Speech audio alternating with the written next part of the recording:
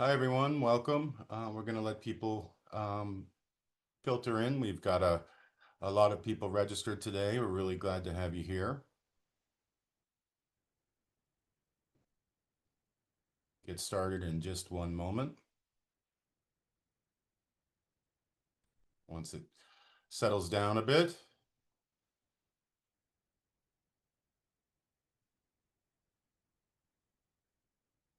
Great. Why don't we get started? Um, Hi, everyone. My name is Sam Brooks. I am the Director of Public Policy at the National Consumer Voice for Quality Long-Term Care. Very excited to have you all here today for this really special program, one that we have been planning for a while now and are just really glad to be able to put on for you. We're going to be screening a short film today called Involuntary. It's about 12, 13 minute short film starring Jack McGee. And after that, we're going to be able to talk with the two directors and the writers and the producers, Dana White and Chris Knobloch, who put together this really powerful and moving film. So before we get started, before we watch the film, I just wanted to go over a couple of things. Next slide, please. Hopefully you all know who we are, but Consumer Voice, this is our 50th year. This is our 50th year anniversary. And we're celebrating it this fall in Washington, D.C. And we've been around providing all kinds of services around long-term care during that period of time, including advocating for public policies that better the lives of consumers of long-term care supports and services. We empower and educate consumers and families um, with knowledge and tools they need to advocate for themselves.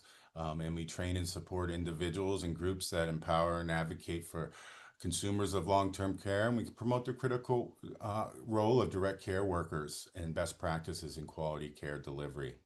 Next slide. This program is being recorded. We are going to have questions at the end. We ask that you place any questions you may have for me or for Dana and Chris, hopefully for Dana and Chris, in the Q&A. You're welcome to use the chat feature. I'm already see that many of you are doing that, and I imagine there'll be a lively discussion. After, we ask that you complete the evaluation questionnaire when the webinar is over. And links to this resources and resources will be posted in the chat box and will also be on the Consumer Voice website later. Next slide. And again, we're excited to be joined by Dana White and Chris Knobloch. We're going to talk with them after, and I'll give some more information on just who they are. But you can visit their website at danafilms.com, where you can find out more about just the amazing work they're doing. So I want to, before we watch the film, I just wanted to kind of talk about Dana reached out to me several years ago now, it seemed like 100 years ago, about a film she had made, and she offered to let me watch it. And it's, as you will see, it's just a powerful depiction of what many nursing home residents are subjected to every day, the illegal discharge of residents to unsafe and inappropriate places. As a legal aid attorney, I dealt with this for 12 years, and many of you I know on this call deal with it every day as well. So I was just shocked, and we'll talk about this at the end of the film, about how someone had made this film that resonated so strongly with me, and it was so powerful. So we're really glad to be able to share this with you today. So we're going to jump right in. And this is the film Involuntary.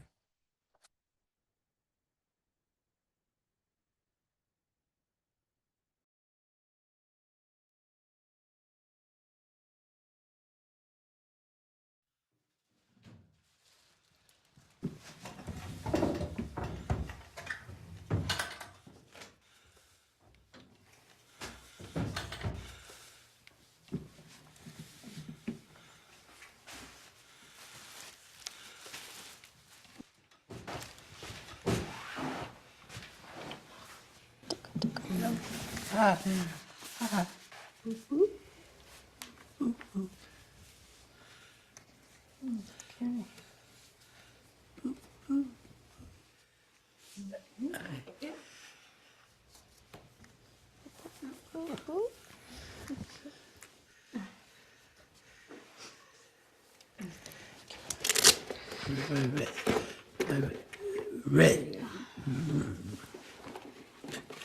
Red, red tie.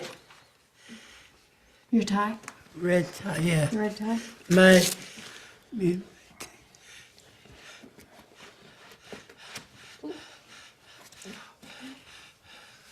Okay. I'm gonna get you dressed, Carlton, okay? Maggie.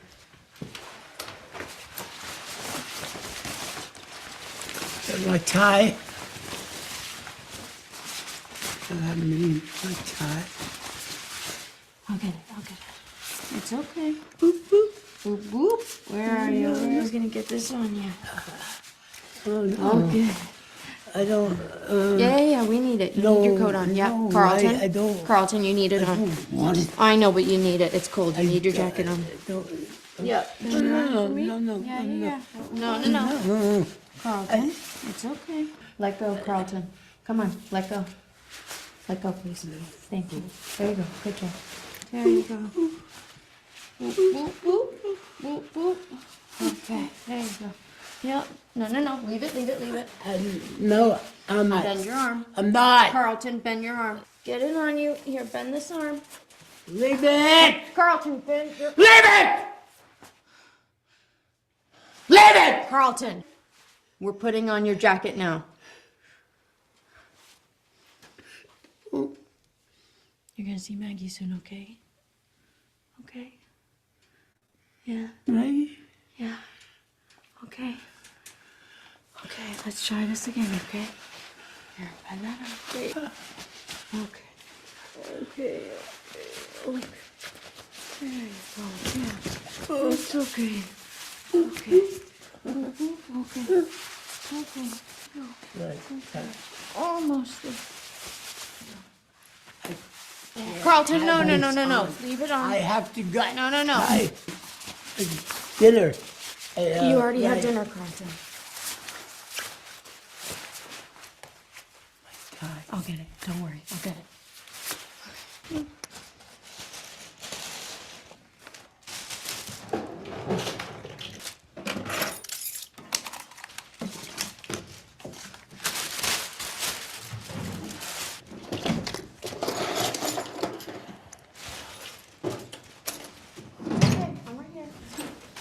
Man, it's time to get you up. We gotta go. I gotta get him up. I know. Give me a second. It's all right. It's okay. I gotta get him up. Okay. There I am, right here. All right. Don't worry. You all right? Okay. Come Here on. we go. man. I got you. 1, 2. I got you. Come on. There you go. Come on. All right, back up a little bit. All right. Watch his leg. Watch his Chair's leg. right behind you. I got it. Chair's behind you. All I right. got you. I got you. Slowly. I'm right here, Carlton. It's okay. Go down nice. Watch and his slow. leg. Watch his Slowly leg. go down. That's good. I got you. All right. There you Go, go. big man.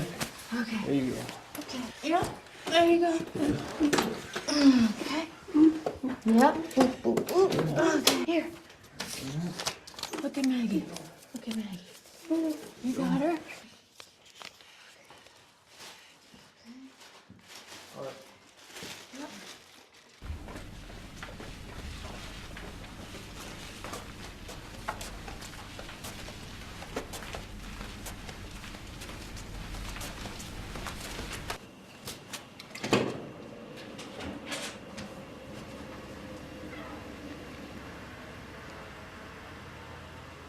Maggie.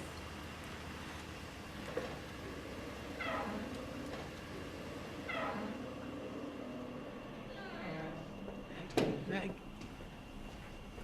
My tie.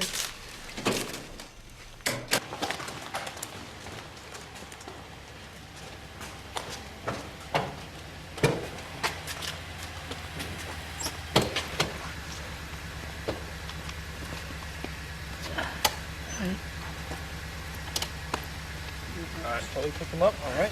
Wait, Come on. wait. One, Work two, with us, all three. right? Work with us. 1, 2, 3. Let's go. up. Yes. You're good. Tim, here. Come on, sir. Good. Oh, Maggie. all right, is that? Maggie. What the hell's the matter with him? Maggie. You're a good big man.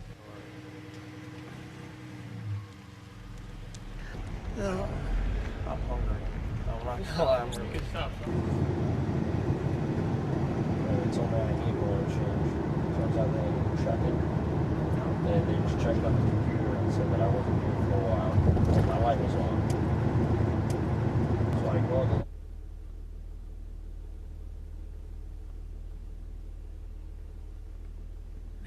Meg.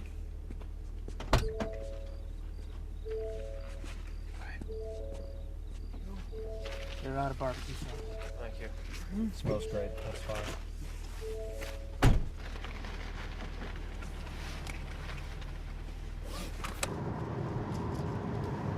Yeah, it's freezing cold out right now.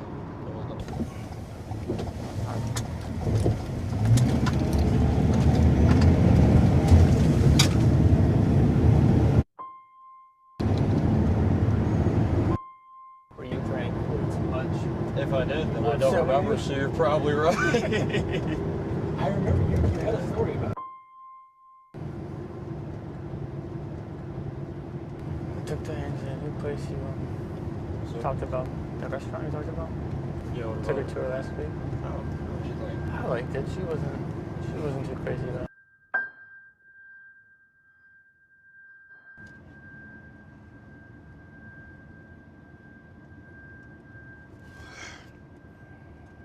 One of them off, and he was running around butt-ass naked with the curtain between his cheeks saying, "Dad, look, I have a tail. I'm a dragon."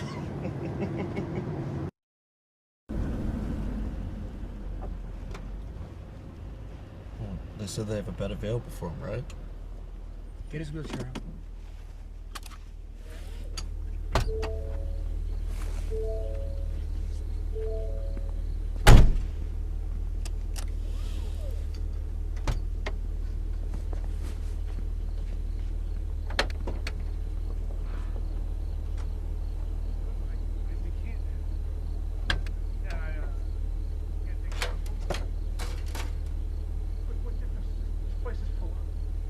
Hey, what's the problem?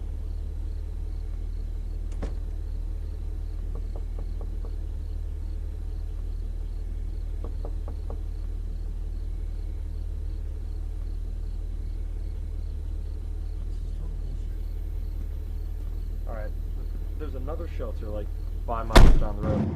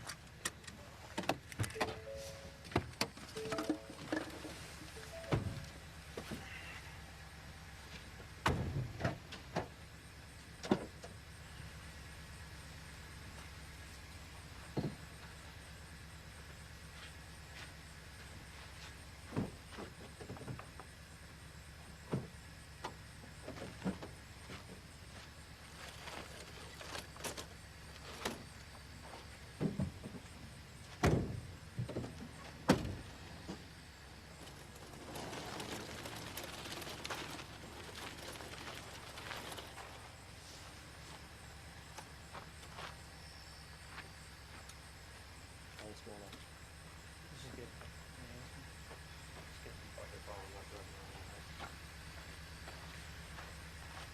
Alright. Let's get you up in there. Alright, come on. Give it to me. Give it to me. Just get up. Look, slow. There we go. There we go. Alright, there we go. Watch your One head. step at a time. Slowly. Go on.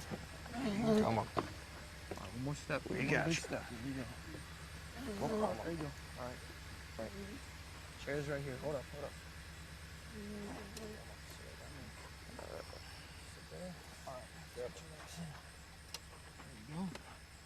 And then I got the wheels locked. Doctor, Yeah, alright. Alright, you got them? Yep. Great.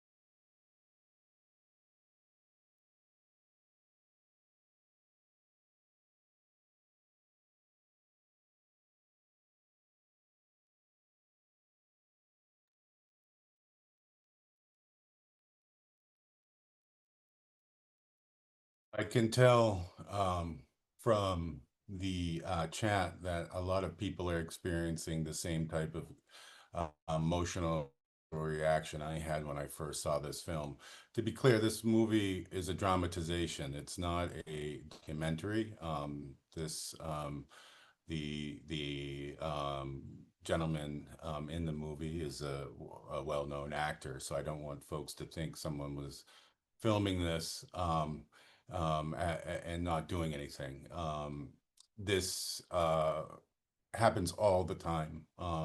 I have experienced it firsthand, and it's not, although it's a dramatization, it's based in, we'll talk with Dana and Chris in a second, on real life occurrences. So Dana and Chris are the directors of the film, are here and going to join us for some questions. We're really honored to have them here. Um, just want to give a little background on both of them. Um, 1 second, please. My computer is acting a little slow because of the movie. Um, so we're, I'm going to give just an abbreviated bios of Dana and Chris, and on our website we'll have the more lengthy ones. But Dana White and Chris Knobloch, they're also husband and wife. I don't think I'm letting any as secret there. Are an award-winning filmmaking team. Their history or story is that of artists whose creative agenda reflects the stories of quiet and forgotten subjects, like Carlton in this film and Voices in the World. Those of everyday people, stories not easily told, stories that inspire, as well as stories that some don't want to hear and are hard to hear and hard to see. Their inspirations gravitate to the areas of loss, grief, PTSD, trauma, elder abuse, and ageism. Their films have been seen all over the world, and you can see why, how well done they are. Their works include the feature film In the Orchard, which won the Jury Award for the Best Feature Film at the 2018 Sonoma International Film Festival. Megan's Fair, starring Barkhad Abdi, and nominated for Best Live Action Short. And we'll talk about that as well. That was at the 2025 Rain Dance Film Festival. And Involuntary, which we just saw, starring Jack McGee, with official selections as festivals such as the 2023 Justice Film Festival and the 2024 Cleveland International Film Festival. Dana and Chris are passionate about the art of film as an agent for change. Their focus is on creating films that stay with their audience long after seeing them, generating work that challenges an audience to see the world differently, understand and empathize with others in a new way, and encourage difficult and nuanced conversation about our responsibility to others, the driving forces behind the film. So Dana and Chris, it's really nice to have you here. You can come off mute now. I think you can see just how moving this was to many in the chat. People very incredulous, and just wanted to thank you for making this film and for sharing it.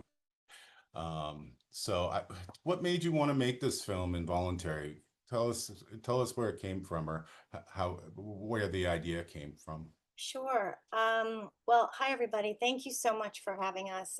This is really an honor to be with all of you. Um, this is exactly what we had hoped when we made the film, was that we could have a chance to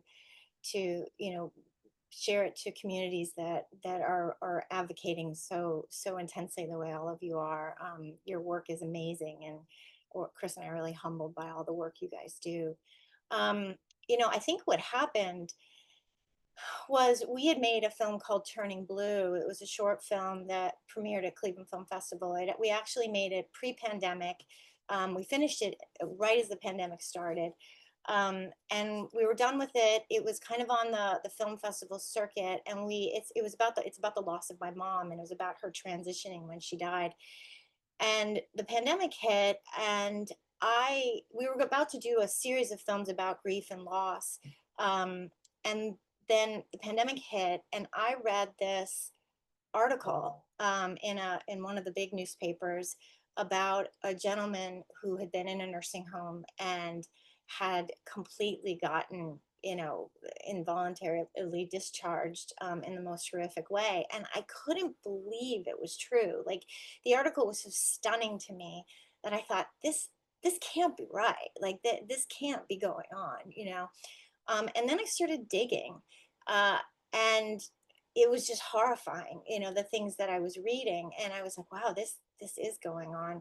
And then at the same time that I was reading about this, you know, I said to Chris, I think we might want to divert our attention right now and you know, have this be a theme that we want to focus on at the moment. It seems like this is really important because at the same time during the pandemic, the thing that was happening that was making me so angry was when I would hear people say, well, you know, COVID just happens to older people. And I was like, just like, what does that mean? You know, what the hell does that mean? Just like people are dying, like it's a bad thing. It doesn't, there's no just there, you know?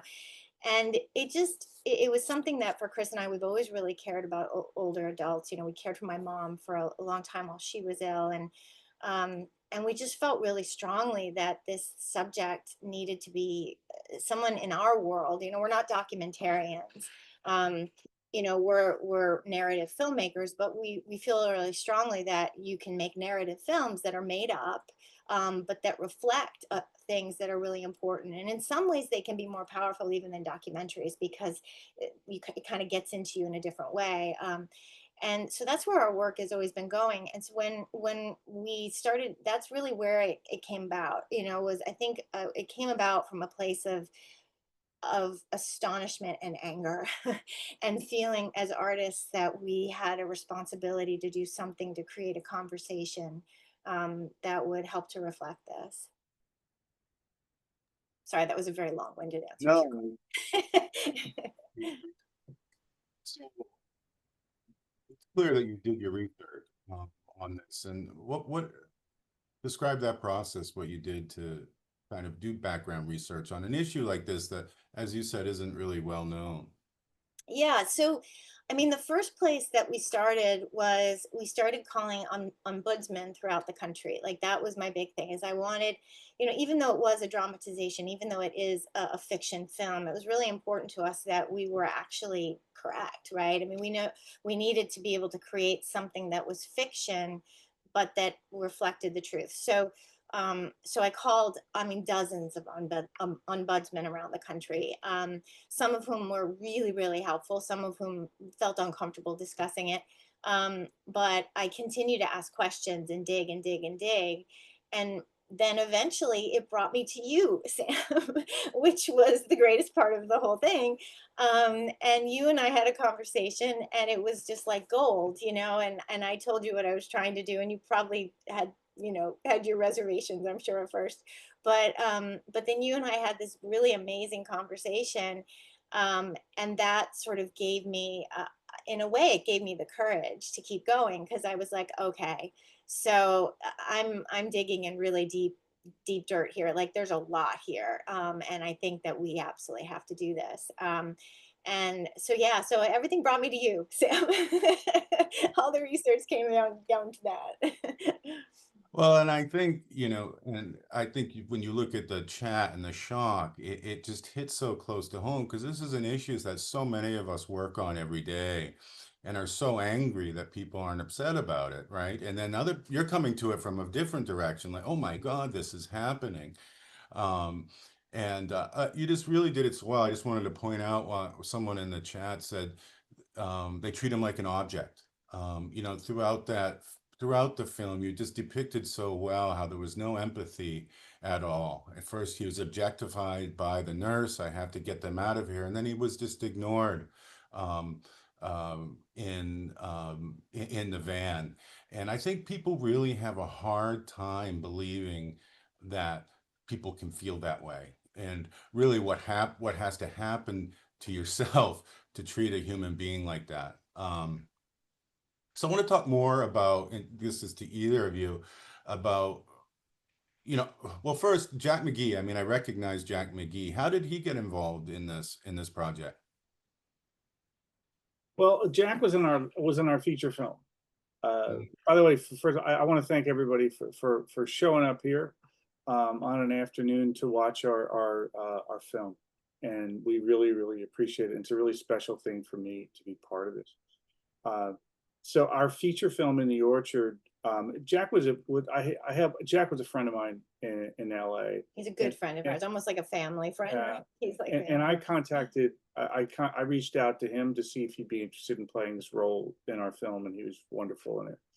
And then when we were thinking about the lead character for this, we loved the idea of Jack because Jack seemed like a great fit for someone who, for that role, before he would have been more of kind of like a tough mountain of a man, and we wanted to see a guy of that kind of personality be thrust into a situation like this where he's just basically treated like, it's one of the themes of the film, of the film is about the dehumanization of someone to the point where they're just a disposable, and how does that occur? And what we wanted to do is with the film is we wanted to not show we didn't want to show the person who made the decision to have this guy put out. We wanted all those things to be out.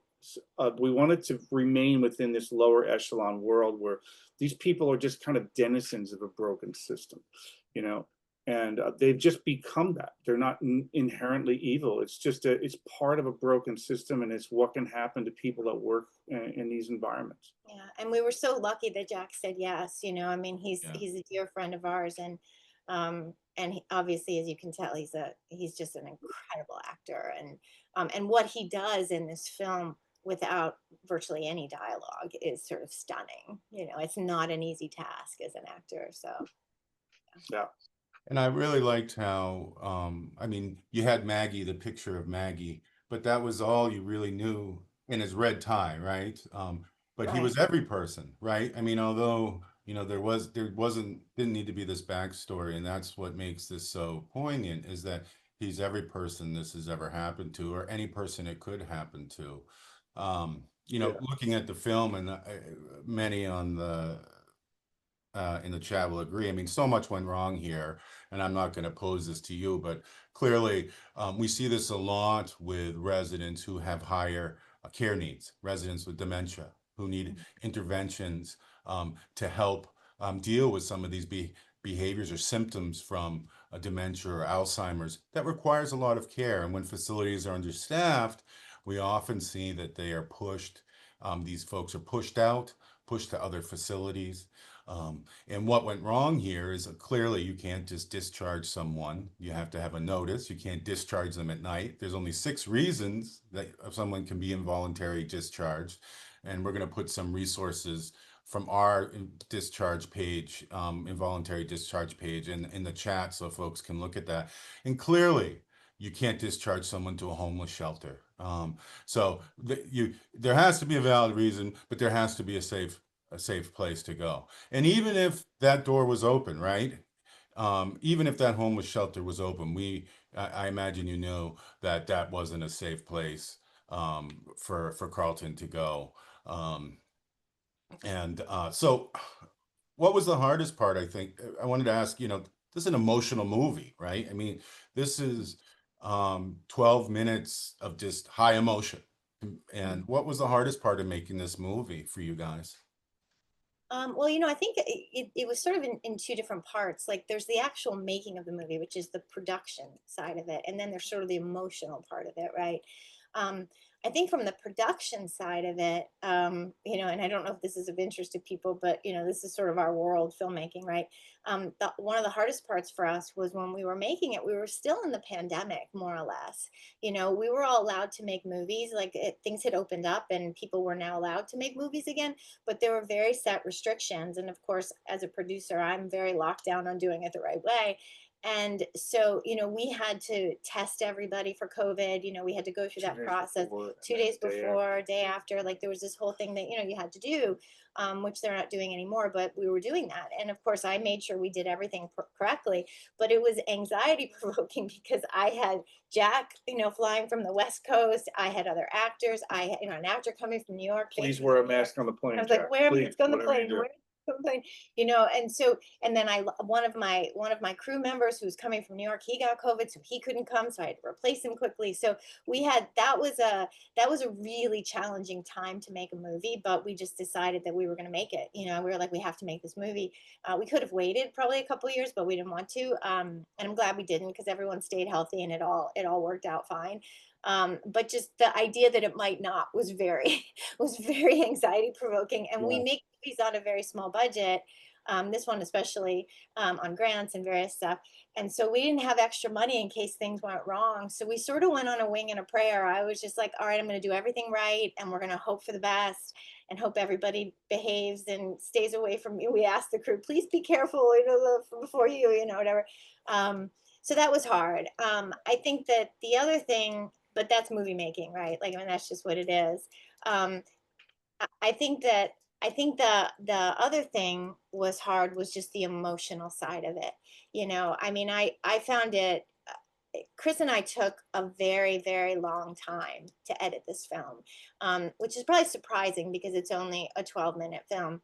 But we wanted to get it right, you know, and there were so many different ways. We had a very clear vision in our head of how we wanted this to be, the point of view we wanted, how we wanted this, and we did that in the filming of it.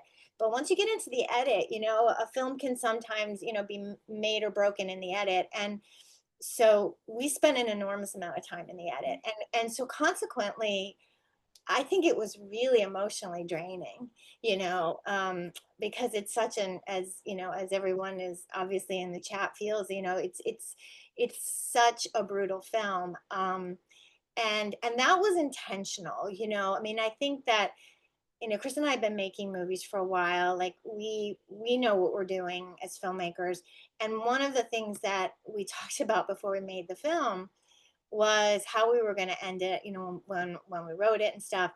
And I remember at one point I looked at Chris and I said, there is there should be no happy ending at this film, because if we have a happy ending, we've let people off the hook, and we've left this, you know, we're not really doing it justice. And I feel like that doesn't feel right to me.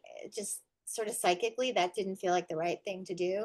Um, so we wanted it to feel pretty brutal, you know, because we thought we would be honoring Carlton's experience by doing that. It felt like the right thing to do, as opposed to, well, maybe it all works out in the end. You know, it's like, well, I don't think that's the right way to do it. So that was hard, because I think both of us got emotionally drained, and sometimes we'd have to step away for a week and say, you know what, let's come back to this and go take a few bike rides and come back, so we can be, our psyche can be a little bit more clean and clear as we're making these decisions.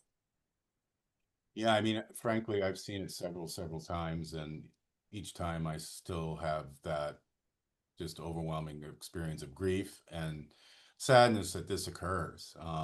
You know, I mean, to those on the call who may be incredulous, I was a legal aid attorney in Philadelphia for many years, and I often helped people who were much more ill, people who were bedridden, who were discharged to homeless shelters.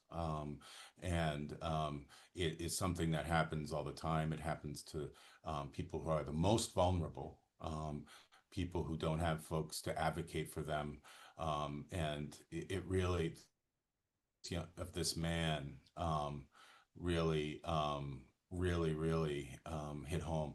A lot of people are asking about, can this movie be used? Is there a distribution plan?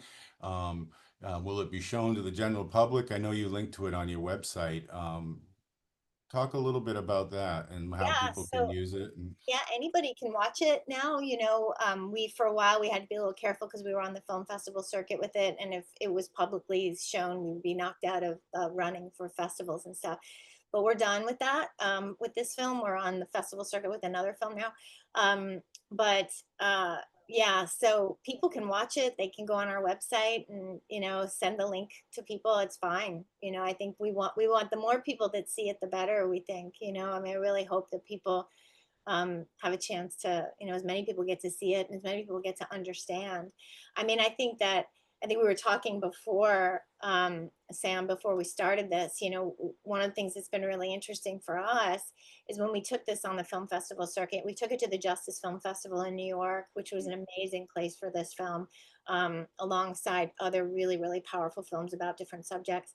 And people would come up to us, and just, they were sort of speechless, like, are, uh, does this really happen? They almost thought that we were just making it up, and Yeah. I said, no, look, I mean, I've talked to a lot of people, I've done my research, and yeah, this does happen. And what was really interesting too, and I think that maybe this is heartening in some way, I'd like to believe there's something that good comes out of some of these things, which is people just wanted to know what they could do, you know, like if people weren't like, oh, that's too bad, well, nice movie, people were like, well, what, this shouldn't be happening, what can I do,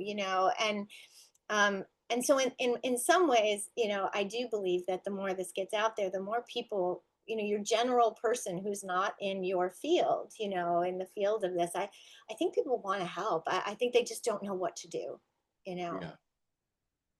And I think when people see these things, they're shocked, Mhm. because frankly, um, who's going to tell Carlton's story, right? Carlton is incapable of doing it, Right. right? Unless someone Exactly. else is intervening, and that's Exactly. what's so powerful here, and that's why I really am glad that you put at the end um, the statistic that involuntary discharge is the number one complaint for ombudsmen across the country. Now it's 12 years in a row. I know this is one uh, film that you did several years ago. Talk about the new film that you made, and as much as you can, because I know it's on the festival circuit, but I think folks would like to hear. Clearly, there's some excitement on our end, and would like to hear what you're working on next or what you've done. Well, um, while we were researching Involuntary, one of the things I came across was a Reddit article where someone was talking about the subject of patient doping, and some guy chimed in. He said, I'm an Uber driver, and I just want to let people know that I take like one of these a week.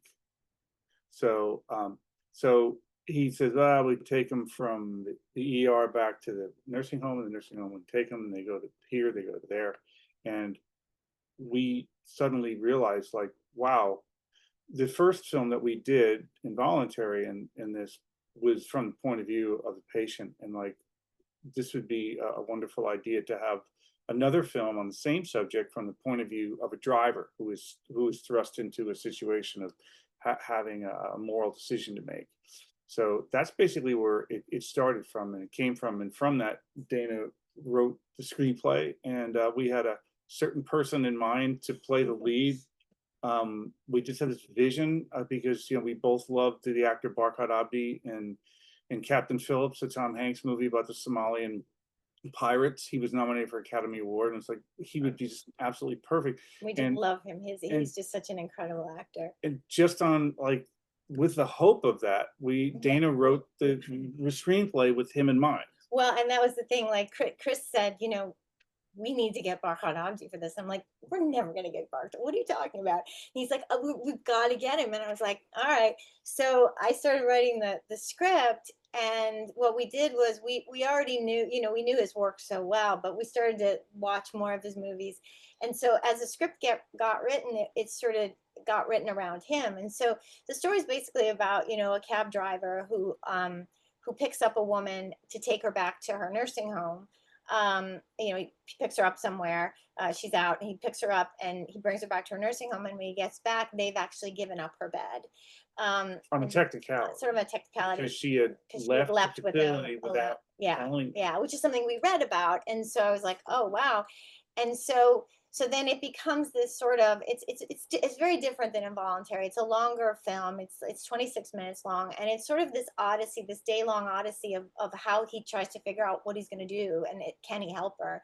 And so we really wanted this to be a story about sort of from the driver's point of view, this idea of moral responsibility, and what is our responsibility? So it goes beyond even just this subject, right? Which was important to us. We wanted it to be this idea of, we all live in our little boxes, the boxes of people that we feel that we're going to help, whether it's our parents or our siblings or our children or our best friends, and then there's this outer box, of the people that are outside that box. And what does that look like? And how far removed from these boxes do we start to desensitize ourselves, and care less and less and less, which of course is happening all over the world, right? So this story we wanted to sort of bring conversations into play with people, so people would start to talk about, well, what would I do, like, what, not from us being judgmental necessarily, but from us to ask people to ask themselves, to actually, Like we all do. like we all do, right? We're human, so we have these conversations with ourselves, hopefully. So the film was really meant to be about this this conversation about sort of the humanity, where is our humanity? And so we ended up, writing the script around Barkov because we thought he would he's such just amazing actor.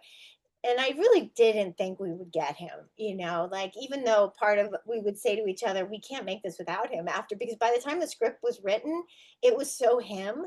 Like every movement of Morgan, his character's name is Morgan. Every movement of Morgan was Barkad Abdi. Every sort of thing. But we got in touch with the casting director that I know in New York, and she was able to get it to his agent. He read it, he loved it. He said, "I'll do it." And so that was amazing. And so then we shot the film in January 2024, and now we're on the film festival circuit with it. So Yeah, I know that people can't see it yet, but I've seen it, and it's beautiful. thank you. And it's just for folks on this call, they would relate as well. It's really well done. It's longer and thoughtful, and really does beg the question of um, uh, what we're all doing to help folks, and to help really the most vulnerable. And you can see him go through that kind of a debate through the whole movie. It kind of, you see that um, the questioning in his mind, and it's really beautifully done. Um, so, obviously you're just not making movies to make movies. It's clear, from what we've talked about today, and really how, these are really niche kind of areas. What do you hope to achieve with your movies and with these films that you're making? And what's your goal here ultimately? And how do you see your work being used, or do you see it being used as a tool for change? Or wanted to ask you that. Well, I just want to say, you can kind of say the bulk of it. I just did want to say, one of the goals that is for to people to see these films, and as many of them as humanly possible. So the question that came up before is like, what are the plans now for Involuntary? The plans that we have are to do wonderful events like this, and to try to spread the word to people, for them to please watch this film. So I urge anyone on this call to please try to get this to your coworkers and anybody else who might be interested in seeing it. So I did want to say that. So we just want as many people as possible to Yeah, see this film, and our other films as well, because I do feel like, you know, part of filmmaking is a communion with yeah, people, and it gives us yeah, more joy than anything else to be around people who watch our films, and we can actually have a dialogue about it. Yeah, and I think that so much of Chris and my conversations, I mean, this is what we love to do. We're artists through and through, but I think that the idea, we could make anything, right? I mean, there are a lot of choices, for filmmakers to make whatever you want to make, and these are the kinds of films that matter to us. And it's not always easy getting them made, right? Like, so we put a lot of our heart and soul into this. But I think the conversations that we always have when we're choosing what we want to make and how we want to make, it comes down to, and it comes down to this idea of, film, the art of film has, I think, almost like nothing else, has the ability to get inside the hearts and minds of people, especially in a fictional film. I think even more so than a documentary, because by filmmakers making a film is slightly manipulative in the best sense. I don't mean that in a bad sense. I mean that we have all these elements in film, that whether it's sound design, or whether it's how you write a character so people can relate, or how, where you put the camera so people feel the point of view, or positioning, or lighting. There's all these things. An edit, like an edit can take a long time, or it can take a short time, or you can, all these things that we do as filmmakers to give an experience to an audience. It's all, we think this through in a very, very deep way. And the way that Chris and I try to use it, and our approach, is to try to create an experience that causes people to have an empathic experience, right? And so that idea of an empathic experience in our minds can really make change. If you really have a strong feeling about something, or you understand a character, or you see something different, or you are brought into a world that maybe you've never been brought into before, and it makes you think, and it makes you question, and it makes you feel, that's what's important to us, because I think that's where art, which I think does it better than anything, can actually influence change in people. And the other thing that I think it does in a really important way is it brings us together. You know, um, I, we are obviously, especially lately, we are sort of in this very polarized world, and we're also very isolated because of technology and all this other stuff. And so art tends to bring us together, and so it allows us to come together as a community, like Chris was saying. It allows us to be able to have conversations in a very safe place, in kind of a neutral place, where we can actually talk to each other, and explore what it means to be human.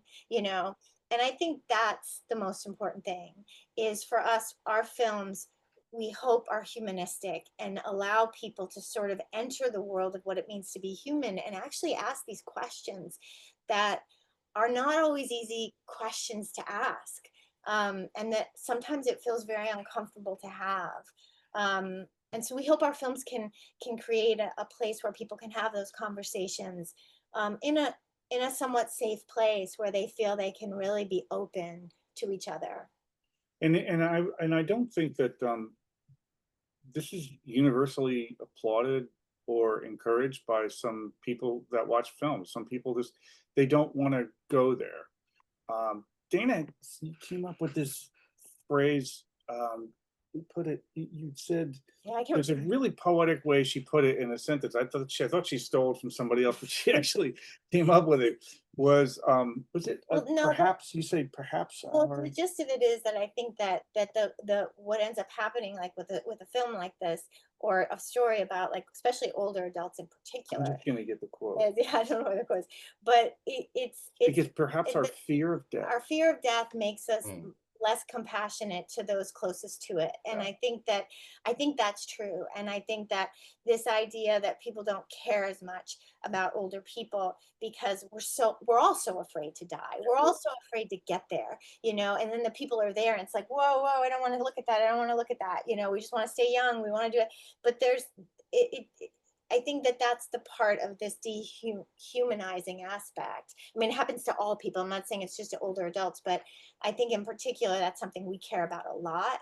And yeah, I'm sorry, I lost my train of thought. It's okay. I just, we got the quote across, and I Yeah. just want to say one other thing real quickly, Please. is that, my sister has, she's in her mid to late 70s, and she has advanced MS, and she has extreme severe cognitive difficulties. She gets amazing care at the place that she's at. She also has, she's in a wonderful place. She has advocates. She's got family members. She's got her husband, who's always checking in and having a presence. And sometimes that's not fully always, possible with certain patients who have cognitive problems, and they don't have any family that's living left. And these people just kind of fall into the cracks. And that's what this film is really addressing. It's not to demonize any one thing, but it's just to show that this can really happen. and that it does. And the reason why we wanted to do that, as opposed to do a documentary about it, was that we wanted the viewer to get inside the mind of this fractured mind of this person as they're kind of being thrown out onto the street. Frankly, you couldn't make a documentary on this. I mean, as people observed, it was done at night, right? Right. When other people are asleep, when there's less staff there. And I think that highlights, I mean, obviously it was more powerful that way as well, but people aren't out there filming involuntary discharges like this. So, I mean, I think it's very powerful. Lots of, we're running up on time, but a couple more questions for you. People are Sure. very interested as if lots of ombudsmen on this call, you know, folks that are going into homes every day and dealing with these types of issues, and they deal with a lot of volunteers. Could they use this film to show to their volunteers to say this is what we're talking about? Could they even add some prompts, you know, not change the film itself, but adapt maybe some learning questions around it, just to try to really, as you said, center it on the resident and rather than on anyone else. Would they'd be able to use this link, correct, that we shared, Yeah, correct? sure. Yeah, I mean, obviously no one can change the film, Yeah. but yeah, showing it, I think that's the whole idea is that if, I mean, we're honored, for someone to feel that this is a powerful film, that they could actually, that it could help people. I mean, that's really, Chris and I are all about helping people, and so if this film can do that, then I mean, honestly, there's nothing that would make us happier. We welcome it, yeah, for sure. Yeah. Yeah. I hope you're looking in the chat and seeing just the type of response that you're getting. I mean, people, it really did resonate with people. Um, People want to know what's the name of the next film and will they be able to see it? I know there's a little time here, but what's the name of this? Well, talk about Morgan's Fair. I mean, that's the name of the film and just Yeah. where it is now before they'll be able to see it. Well, Well, we, for first of all, go ahead, before we sorry. get to that, Yeah. real quickly, on our website, we have Involuntary and it's available. Hmm. Actually, we also have the film Turning Blue, which stars Kathleen Chalfant, wonderful actress. Most people have probably seen her in places.